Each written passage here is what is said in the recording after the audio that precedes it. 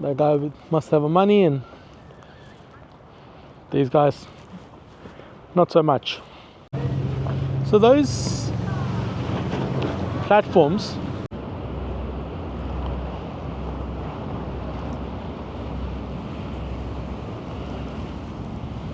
thank God it stopped raining the whole day. It's 4 p.m. and I think it was non-stop until now. But here we are, guys. Welcome to Venice in Italy. Oi.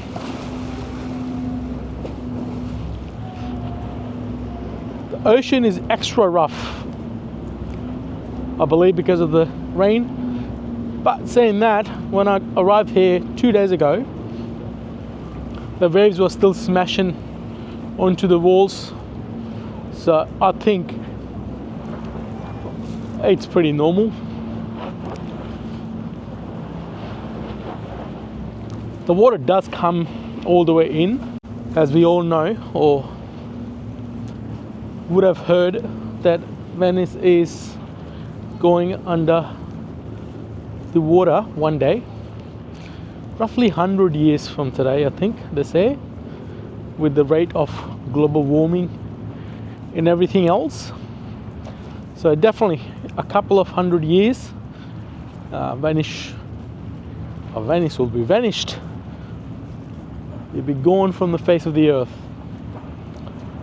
because it's pretty on par with the sea level right now.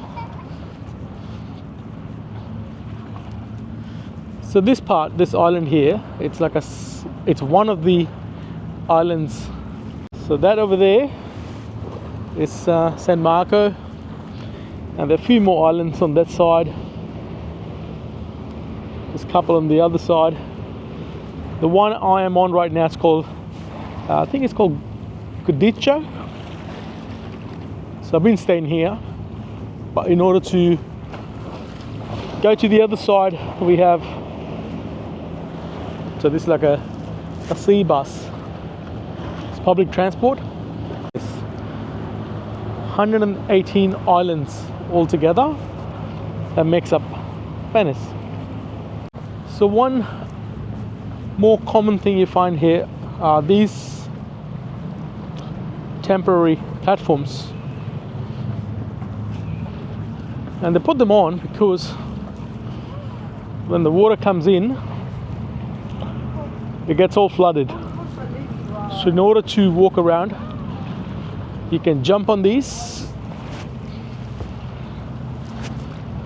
and that way get from A to B without getting your feet wet. This Giudecca is it's quiet, but that bit over there, San Marco's and all these other ones, they're quite busy. I mean, more touristy on that side. So this is how it is on any other normal day so far, what I have seen. I spent 3 days here. So that's like a public bus stop. So it's floating, but it's using suspension system. And the reason for that is because the ocean is quite rough on a normal day as well. So when the boat comes and trying to offload someone on a solid surface which is not moving, and the boat is going crazy, it's quite a bit of a difference. They're both dancing around too much, so it's not safe. But when the boat, oh, that's perfect. When it docks next to the floating platform, they're both like synchronizing with each other. So getting from the boat onto the platform, the difference of movement isn't much. And once you are in the platform, because it's using the suspension system, it's easier to walk onto the mainland. Oh, that was close. So you find these platforms in the main, I'm gonna call them main, I don't know, San Marcos, because just because you see this one bit, that's not one bit. There could be few, but just because they are connected by a bridge, it looks all one. So these platforms, they have them on the main bit as well, because it does get flooded. And when I was there yesterday, the water was coming in. These ferries are pretty frequent. I mean, that's one gone and another one just pulling in. Some just go on one side, other do the zigzag, just like the one over there is doing that. So they do like zigzag, zigzag, or just go one on this side, other one on that side. So multiple options. It's pretty easy to understand once you're here. So I'll leave that information as it is. You'll figure it out if you do come here.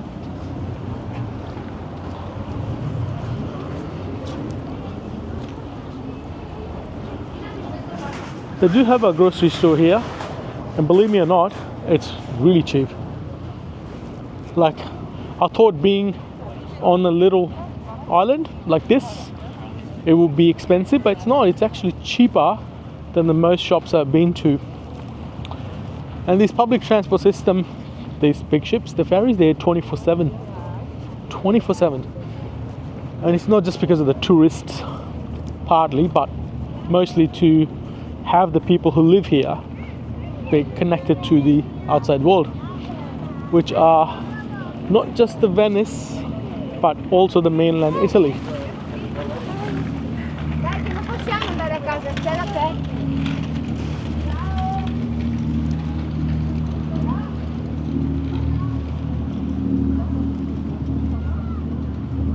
I'm catching a flight to Poland tomorrow,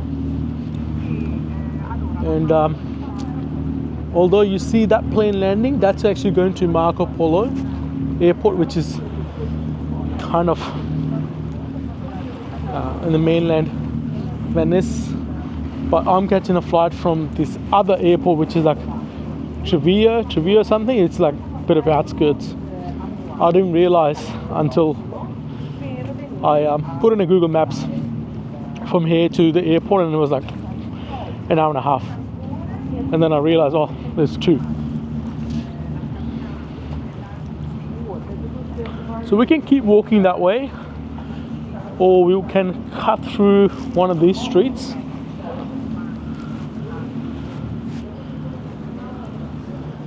The only problem is this side here is connected by bridges, as you see one in front of us. But if we cut through to the left, we don't have those bridges.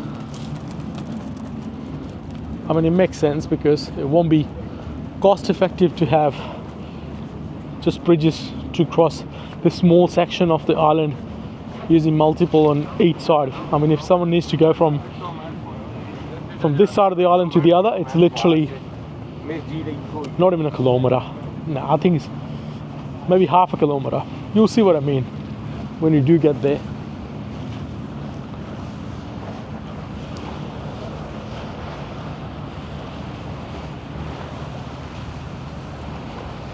So most people here, they have their boats just like we have cars back home, or any sort of transportation. And it's not because they use these ferries or the little boats within the island. Within the island, it's all connected by using these kind of bridges. Same story with the other bit, Venice. That looks like a pirate ship. So they use these boats in order to get from one island to another, or to the mainland Italy.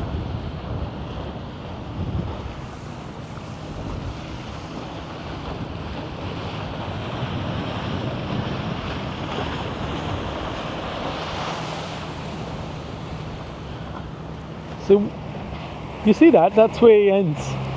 It's half a kilometer, and on the other side you see another island, and they are spread out throughout this region. I did talk about how they were constructed, why they were constructed, because Venice is a floating city. It's man-made. So where we are right now, or the whole Venice 118 islands, they're man-made. Back in the 5th century, So please have a look at my video from yesterday, because there's no point in repeating the whole story again. It's quite fascinating. Why and how. So let's take this street here. As much as I did enjoy, and most people do, main Venice, where all the touristy spot, all the locations are, they are great. I personally like a bit of a touch to the raw, to the original bits, just like this.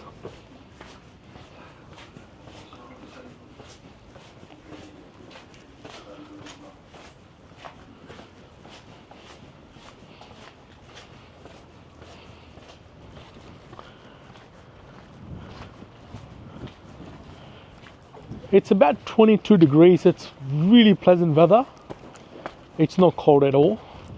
But yesterday was slightly fresh. It was about 14 degrees. For some reason today it's okay. I mean, there are some people wearing full-on jackets and stuff, but I think it's because of the acclimatization. So where I'm from, Canberra, it's really cold. So for me, this is perfect. It's a spring. So this is what you do. You just on one bridge and off another, and the whole region is connected like that. I mean, the little islands, and then from one island to another, people use boats.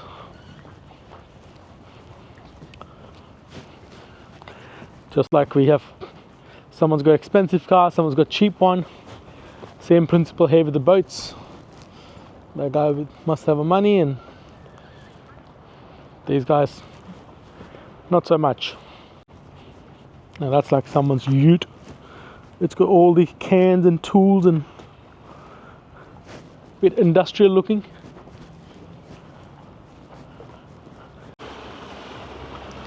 I will plan to go to the other side, to the San Marco, the mainland, in the night time, because even myself, I want to see what it looks like. As long as it doesn't rain too much, we should be fine.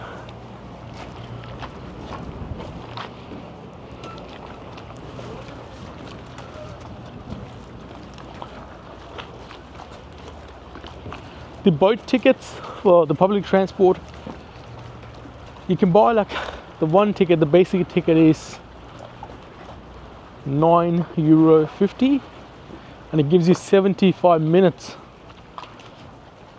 To me, that's a bit, it doesn't work out for me, because once I'm off on the other side, or even if I'm changing from one platform to another, I think that's a bit expensive.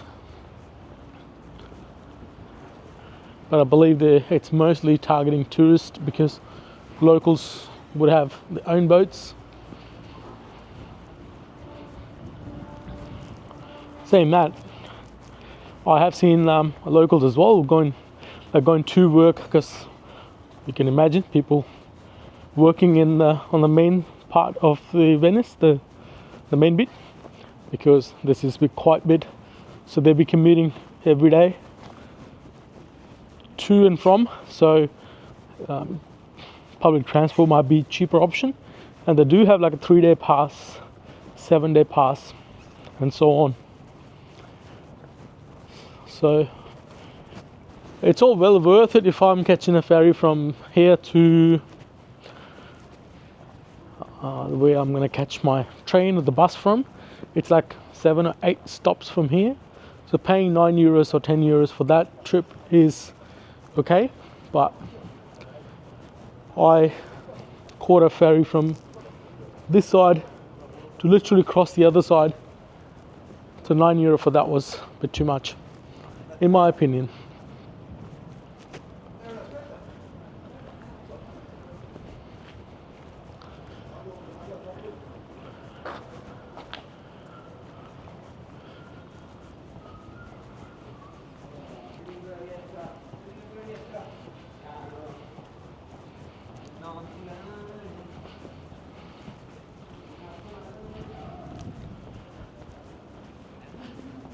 There is a university campus on this island,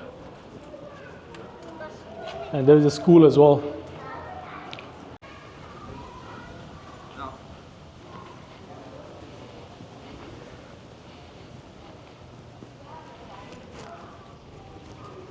So there are those bridges like all around the island. So the one initially across, there's like a big one. So I was thinking maybe they're not connected in between. I think they are, but they don't go like parallel to each other, so they're more like a zigzaggy or according to the terrain or whatever is suitable for their locations. So I'll correct myself. I think you can find a way without going all the way to the one side of the island to cross to the other section. So here's a good example. So when I talk about 118 islands, that's one. That's number 2, 3, 4, that's it, this is 5, and so on. Although Venice is going under the water one day, it doesn't stop people from renovating or building new houses here. Bit of construction happening, see the cranes moving. Alright guys, we'll wrap it up here. It's not going to be possible for me to walk around every section of this island, but this is where I'm staying at, and I thought this was pretty cool because I'm in Venice, not on the mainland where it's like super crazy busy. I have easy access. I can catch a boat literally 2 minutes and I'll be there, and 24/7 public transport means I don't have an issue being stuck on one side in terms of timing, and still staying here kind of give me that exclusive, peaceful kind of balance. So if you happen to come here, try if you can find accommodation here. There are shops here, there's pharmacy here, they got everything here. Alright, let's hope the weather stays at least like this if it's not going to get any better, and I can get to the other side of the island and we do the night video. I personally think it'd be pretty sick because that part is a lot happening, more lightning and all the stuff, so stand by for that one. If you haven't subscribed to the channel, please do so, and that way you will join my travel journeys. There has been a lot of stuff in the past and there'll be more stuff coming up. See you in the next video. You guys take care.